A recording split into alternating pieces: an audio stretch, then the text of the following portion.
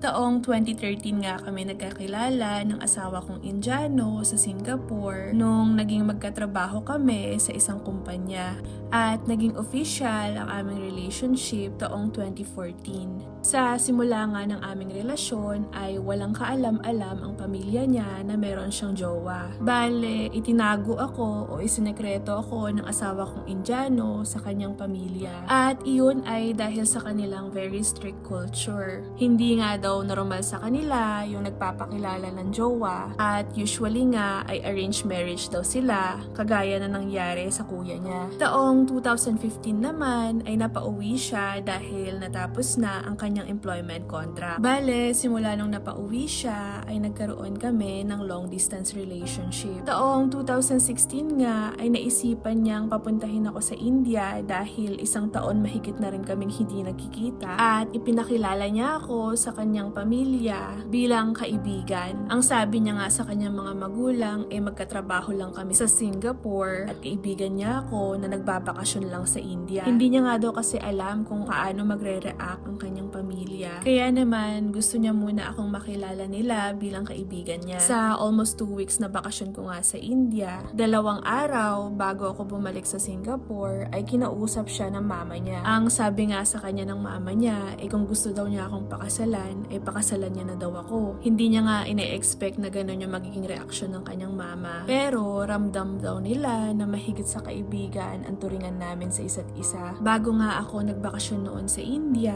ay pinaplano na nilang i-arrange marriage siya at pinapakitaan siya ng ilang mga picture ng mga babae na pagpipilian niya. Hindi nga daw niya ito tinignan at sinabi niya sa kanyang magulang na hindi siya interesado. Kaya naman doon daw nila na figure out na baka meron ng someone sa buhay niya. Simula noon ay nagkaroon na kami ng close contact ng kanyang family at regular na nga nila akong tinatawagan. Bumalik pa nga ako sa Singapore para magtrabaho at taong 2017 ay naisipan na namin magpakasal sa India para matapos na ang aming long distance relationship. Right after namin magpakasal ay sumubok na kami mag-apply sa iba't ibang bansa dahil nga hindi namin nakikita yung sarili namin natitira sa India. At noong mga panahong ito ay talagang hindi pa namin plinano ang magkaroon ng anak dahil nga meron pa kaming mga goals na gustong ma-achieve sa buhay. At noong taong 2018 ay lumipad kami sa Poland para i-continue ang aming pag-aaral. At doon nga ay sabay kaming nag-aral para sa aming bachelor's degree at nakapagtapos. Pinag-aral nga kaming pareho ng kanyang mga magulang kaya naman sobrang grateful ako sa kanila. Taong 2019 nga nung ma-diagnose ako na meron akong PCOS at dahil nga nag-aaral pa rin kami noong mga time na ito ay naisipan namin na wag munang i-pursue ang pagpapamilya. Meron kaming mga personal goals na gustong ma-achieve. Gusto rin namin makasettle sa abroad at maging financially stable para naman handa kami kapag dumating na ang aming magiging anak. Taong 2020 nga nung makagraduate kami pero dahil pandemic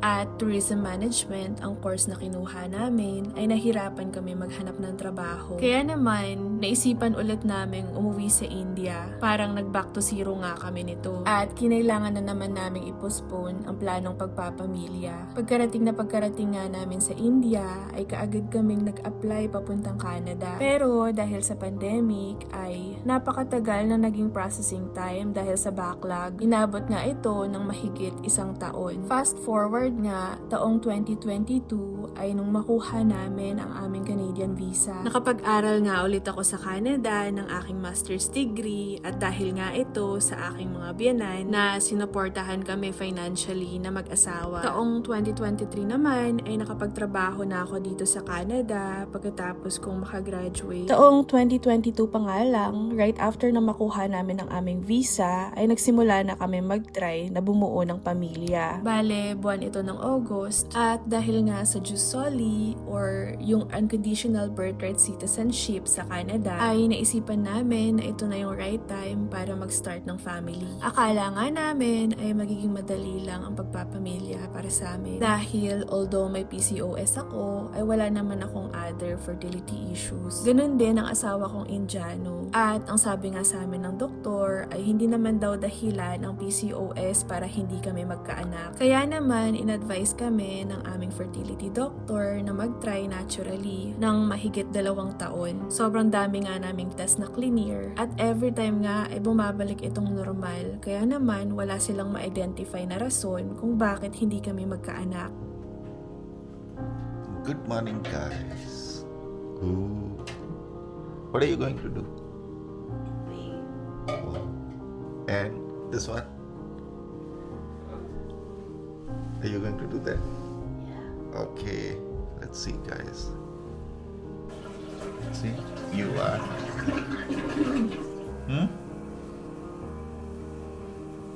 No? What is this then? What is positive then? What is positive? Taong 2026 nga nung naisipan na namin mag-IVF, akala ko napakadaling proseso lang nito. Pero hindi pala ito ganun kadali. Bukod sa napakamahal nito, masakit ang injection, napakaraming side effects sa iyong katawan, ay physically at mentally draining din ang prosesong ito. Bilib nga ako sa mga nag-go through sa IVF na mas mataas yung dosage kesa sa akin at nakailang ulit na ng rounds ng IVF. Mabalik na nga tayo sa topic today. Ngayong araw nga namin nakuha ang result ng aking pregnancy test. Ito ay matapos ang 2-week wait ko na pag-aantay para sa aking pregnancy test. Ito nga yung usual na haba ng pag-aantay pagkatapos ng iyong embryo transfer. Hello, Mama.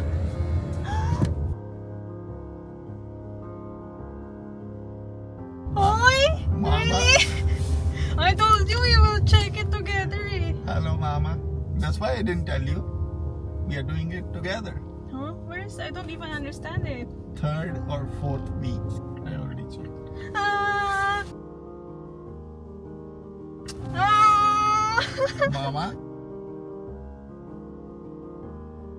See, I told you. Oh, daddy ka na. I told you. Oh, I guys. told you the white thingy is growing. Is it real? It is real. Your symptoms are real. So we're on the 3rd week? Ah, sorry. Yes, we are. Together. Oh. We did it.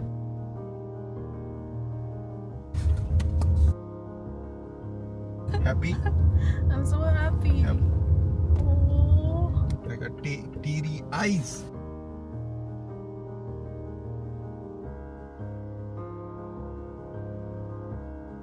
We did it. I told you. Okay. It's gonna be fine. Time. Wait lang guys, I wanna check first. Let me check everything first.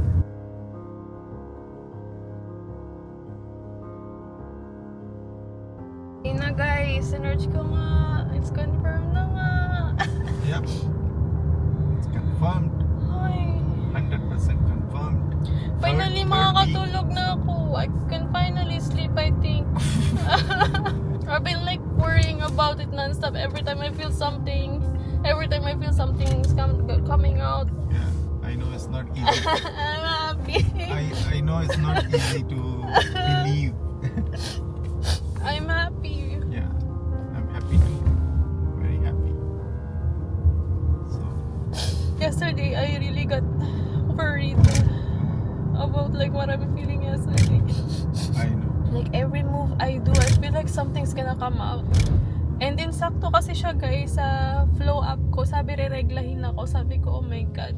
I think I'm gonna have periods. Sabi kong ganyan. Kasi the IVF wasn't easy. So like, I'm thinking of like doing it again. Like, No. I don't think I can do it again. I don't think. Sabi ko, I told myself if it's It's not easy. not gonna happen this time, Then it's fine. it's fine. I'll just wait for the right time. Yes. But then it happened. Ooh, all the hard work, Yep. It's paid off. all the Did it. injections, all the pain, Yes. all of those blood work. Dr. Sumit's work Yeah, has paid off. I'm so ready for the new chapter na guys. Yep. Yun na nga yung vlog natin for today. Sana nagustuhan nyo and we hope to see you again next time. Bye!